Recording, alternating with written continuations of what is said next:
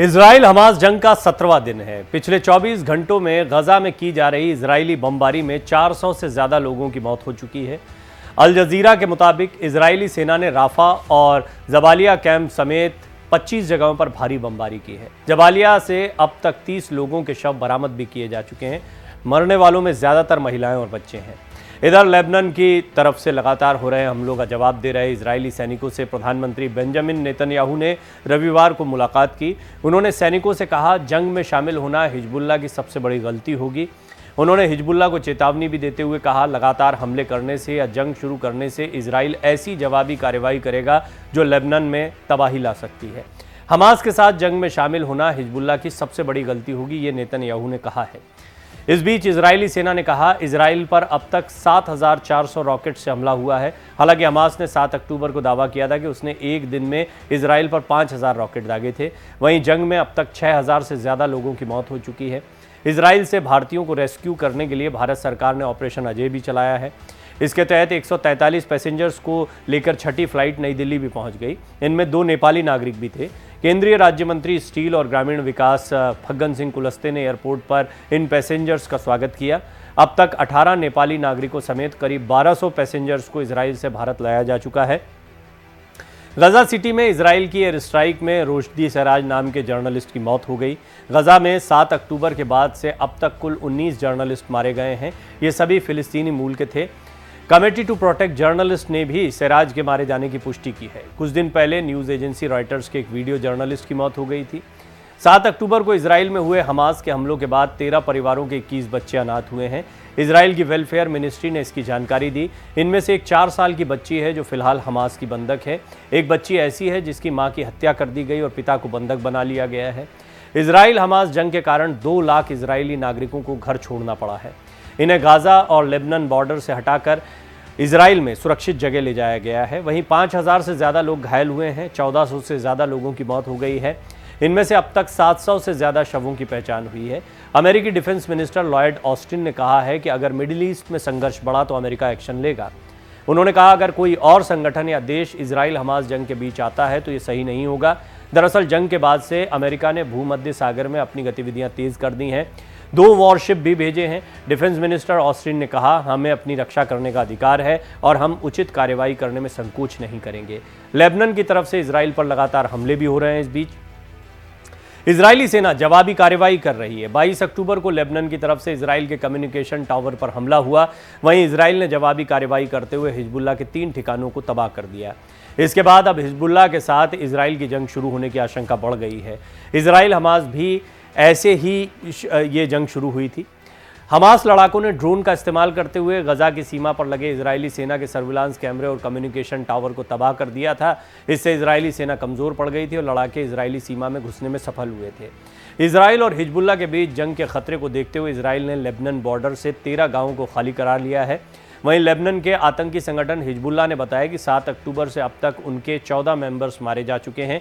युद्ध से जुड़े कुछ और अहम अपडेट्स की बात करें तो फ्रांस के राष्ट्रपति इमैनुअल मैक्रों इजराइल दौरे पर जाएंगे। इजरायली सेना ने लोगों से कहा है कि अगर नॉर्थ गजा खाली नहीं किया तो उन्हें भी आतंकी संगठन हमास का साथी समझा जाएगा।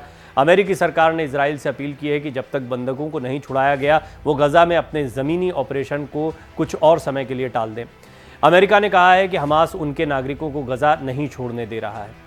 सबसे अहम बात यह है कि अगर हमास के बाद हिजबुल्लाह के साथ भी जंग शुरू होती है तो ये पुराने दौर की तरफ ले जाएगा मामले को। ऐसा पहली बार नहीं है जब इजराइल अपने आसपास के कई देशों से लड़ रहा हो। फिलहाल ये लड़ाई गजा पट्टी तक सीमित है या हमास और इजराइल के बीच में सीमित है, लेकिन लेबनान से भी हमला हो रहा है, उसका भी जवाब दिया जा रहा है। खुलकर जंग नहीं हो रही, हालांकि एक तरह से जंग के हालात बने हुए हैं। हिजबुल्लाह ईरान ये समर्थन भी दे रहे हैं। यहाँ पर दबाव बना हुआ, देखिए परोक्ष और अपरोक्ष युद्ध को समझना पड़ेगा।